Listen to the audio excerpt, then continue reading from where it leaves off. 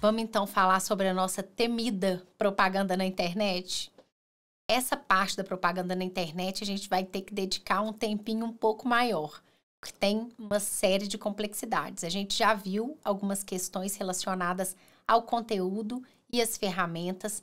Aqui a gente vai se aprofundar e vamos depois falar um pouco sobre exemplos nas próximas aulas, fazendo como a gente fez com a propaganda antecipada, e depois sobre as ferramentas que a gente pode usar no processo eleitoral para poder conter, como é que a gente instrumentaliza isso. Mas, por enquanto, a gente tem que saber do mérito, né? O que dá para fazer, o que não dá para fazer, quais são os instrumentos permitidos, o que não é permitido, o que dá ou não dá para usar. E a gente vai dedicar um tempinho aqui a falar dos dados. Esse não é um curso sobre proteção de dados, o que eu incentivo a vocês fortemente fazer, mas a gente vai ver que tem poucas peculiaridades, algumas peculiaridades relacionadas ao processo eleitoral aqui, para a gente poder se atentar. Então, nesse primeiro bloco, a gente vai falar sobre o controle de ferramentas, nesse primeiro bloco recortado, né? E quais são as ferramentas que têm regulação específica que eu tenho que me atentar para fazer propaganda na internet. Vamos ver aqui nessa apresentaçãozinha que vocês estão vendo que está dividida em 3 partes. A primeira, os controles de ferramentas, que são as ferramentas que a gente vai usar na propaganda. Segundo, o conteúdo das ferramentas. E depois a gente vai passar para essa questão dos dados. Então, primeiro ponto é o controle de ferramentas. O que em primeiro lugar, é regulado lá pelo artigo 57A da Lei 9.504, que é a Lei das Eleições. Para eu contratar grupos de pessoas, eu tenho que me atentar ao fato de que grupos de pessoas contratados para ofender os outros não é só um ilícito de campanha, é um crime. Então, veja, não é proibido contratar grupo de pessoas para trabalhar na campanha eleitoral e para trabalhar na campanha eleitoral na internet. Isso é ilícito. Contratação de pessoal para campanha é igual contratar o que a gente chama de formiguinha, que são aquelas pessoas que trabalham na rua. Hoje, a antiga formiguinha é o pessoal que trabalha na internet. Qual é o cuidado que é preciso tomar?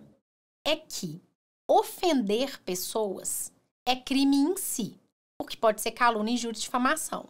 Mas contratar grupos de pessoas para ofender é um crime específico e mais grave. Então, às vezes, eu tenho lá o pessoal da minha campanha contratado para trabalhar na internet e esse pessoal acaba produzindo um conteúdo ofensivo. Isso não vai ser só um erro de campanha. Isso vai ser um crime praticado pela campanha e pelo candidato. Então, é preciso tomar muito cuidado na hora de formar esses grupos, sobretudo porque eu sei que a tentação de falar mal dos outros na época da campanha é muito grande, mas agora a gente tem que ter o cuidado um pouquinho maior, porque a internet é própria para aquele ditado. Depois que a gente sopra um monte de pena e as penas voam, para catar de volta é impossível. É por isso que esse tema agora é tratado como um crime eleitoral. Então, não é possível contratar pessoas para praticar atos ofensivos. Eu não vou dizer que ninguém contrata, não, mas eu sei que é claro que a grande maioria não vai fazer isso. O cuidado que tem que ter é que, às vezes, as pessoas que foram contratadas para outra coisa acabam fazendo isso, e aí essa prática vai se tornar crime. Em segundo lugar, disseminação de informação de propaganda que não seja por meio de pessoa natural. Na campanha eleitoral, só pode produzir conteúdo e multiplicar a divulgação do conteúdo por meio de seres humanos. A lei proíbe que se faça esse impulsionamento, essa multiplicação de conteúdo por meio de robôs. Aonde isso está previsto? Aqui, na Lei 9.504. E isso reproduzido nas resoluções da campanha eleitoral, na resolução de propaganda que a gente já viu aqui. O que a lei diz? Que conteúdo somente pode ser gerado ou editado por candidato, partido, coligação, desde que não contrate disparo em massa.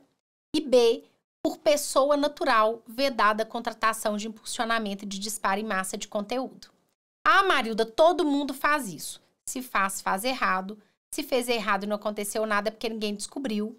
Mas lembrem-se de que a campanha de 2018 do ex-presidente Bolsonaro respondeu uma ação de investigação judicial eleitoral por disparo em massa de conteúdo irregular. Essa ação não foi julgada improcedente, não foi porque podia fazer isso, não.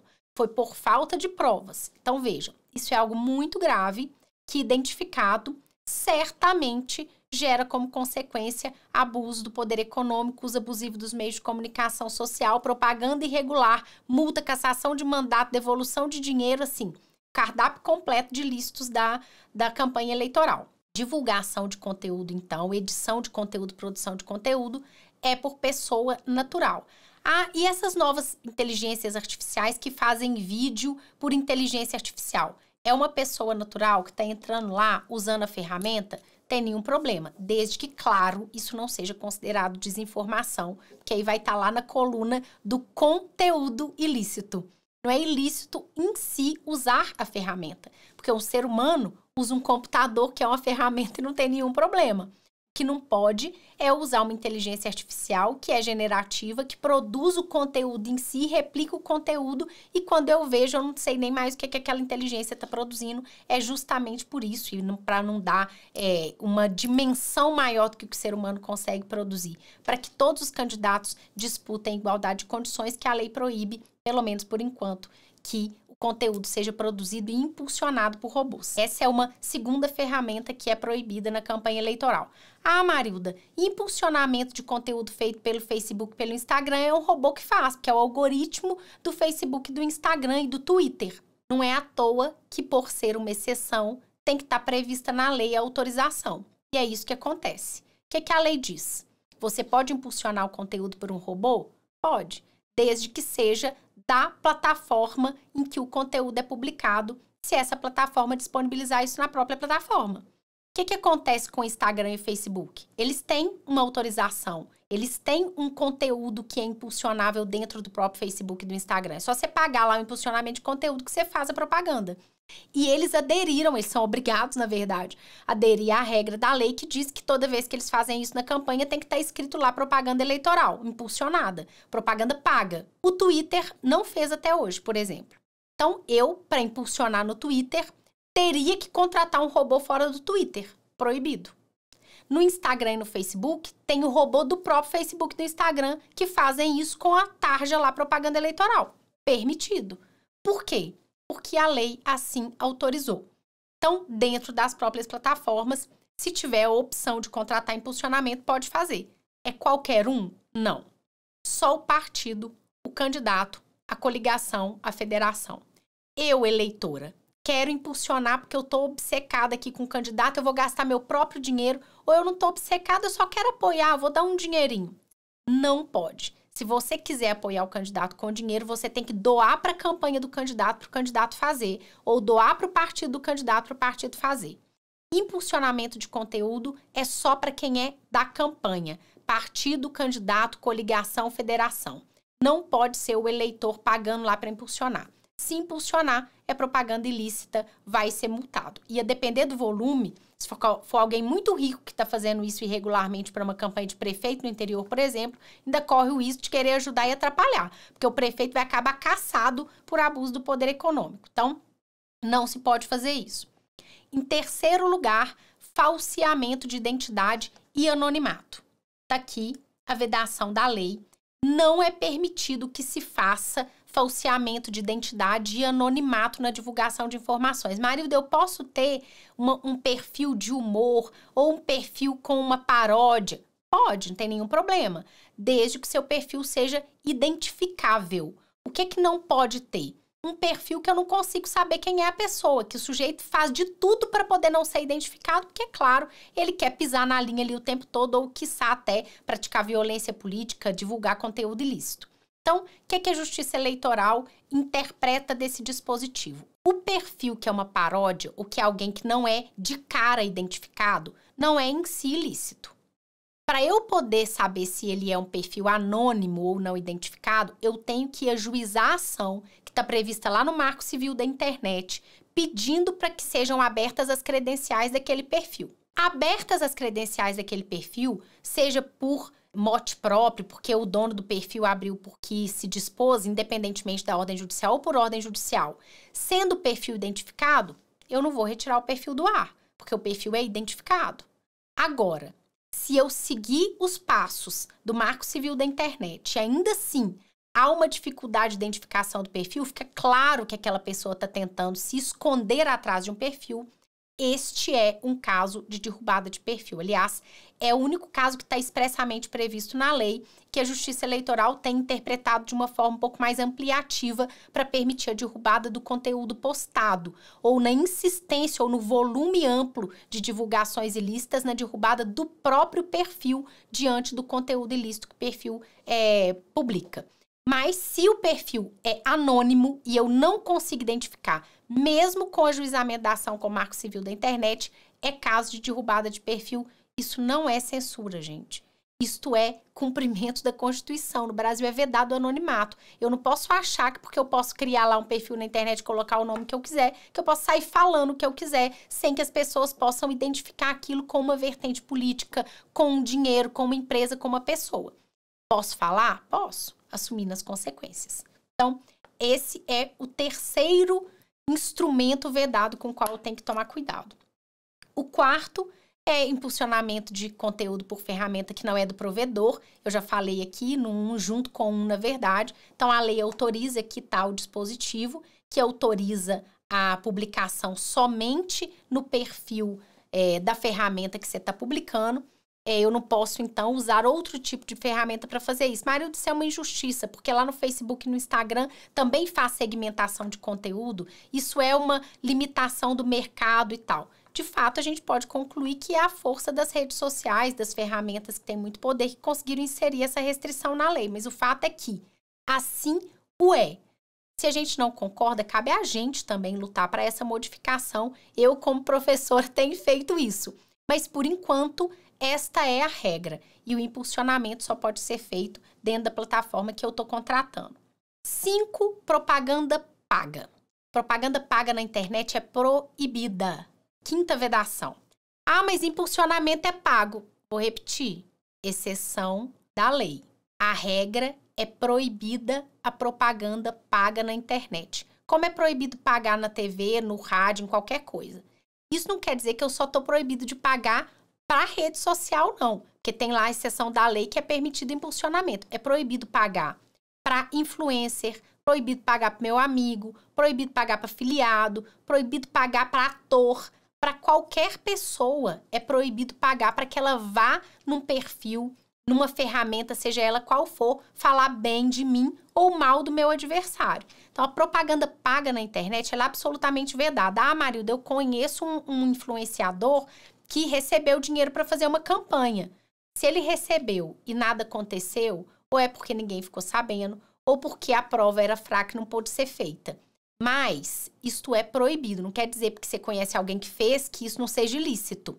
É proibido contratar influenciadores, seja eles quais forem, para fazer propaganda na internet, porque a propaganda paga é proibida como regra. Só é permitida propaganda paga no impulsionamento. Quando você paga para o Instagram, Facebook, etc., ou se o Twitter abrir agora para você fazer a sua campanha eleitoral. 6º, sites vedados.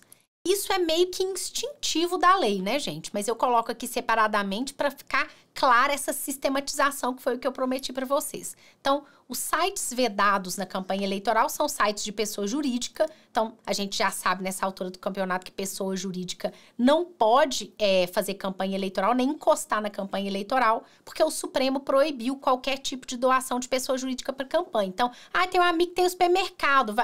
Não pode. Pessoa jurídica pode fazer nada. Não pode te doar nem o esforço, porque esforço é conversível em dinheiro, que na lei eleitoral a gente chama de valores estimáveis em dinheiro, e isso não pode ser doado para campanha eleitoral. Então, não pode doar marketing, não pode doar banco de dados, não pode doar o caminhão já está circulando, eu só vou colocar aqui uns adesivos. Não pode. Assim como não pode no site da pessoa jurídica.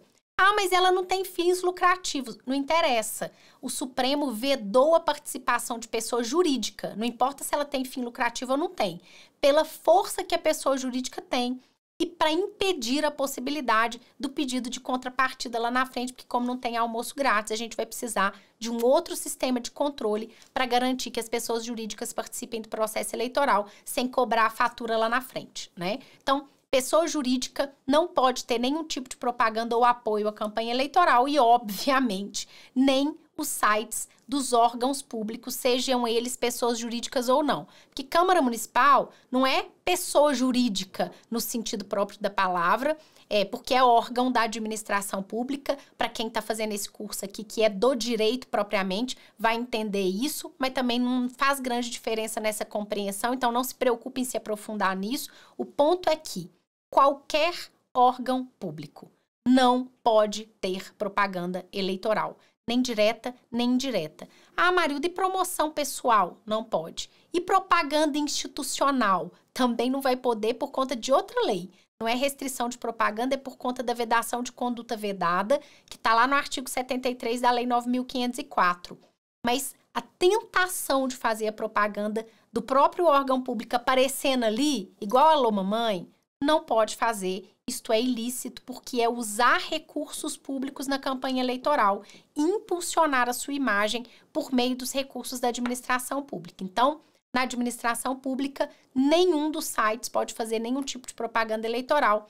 São instrumentos vedados. E, finalmente, proibição de telemarketing. Agora, eu brinco, agora a gente tá tranquilo, né, gente? Não podendo fazer telemarketing, campanha eleitoral tá salva, a isonomia tá tranquila, mas é uma coisa que não é mais do nosso tempo, mas que já foi muito importante e que o TSE decidiu que é proibido porque infringe a intimidade das pessoas. Isso vem replicado nessa distribuição, nesse disparo em massa de mensagens de WhatsApp, porque aqui o antigo telemarketing vai convertido para o contato por essas novas formas de comunicação em aparelho celular. Então, é preciso tomar cuidado com o uso de WhatsApp. É possível fazer grupo de WhatsApp, que hoje tem mais assimilação e próximo de rede social, né? Então, vai ser preciso cumprir os requisitos da lei para usar as ferramentas comerciais do WhatsApp, como está lá previsto na lei, que tem que colocar que o impulsionamento é pago de propaganda eleitoral. Então, se for contratar essa ferramenta para criar uma espécie de loja dentro do WhatsApp, caso ele permita para a campanha eleitoral, vai ser preciso observar isso.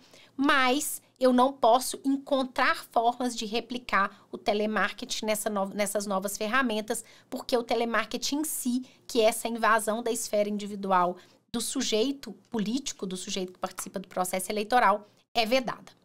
Encerramos aqui as ferramentas que são vedadas na campanha eleitoral, na propaganda na internet. A gente vai falar daqui a pouquinho sobre o conteúdo, depois dos dados, e mais para frente a gente fala sobre os exemplos e a jurisprudência. Até mais!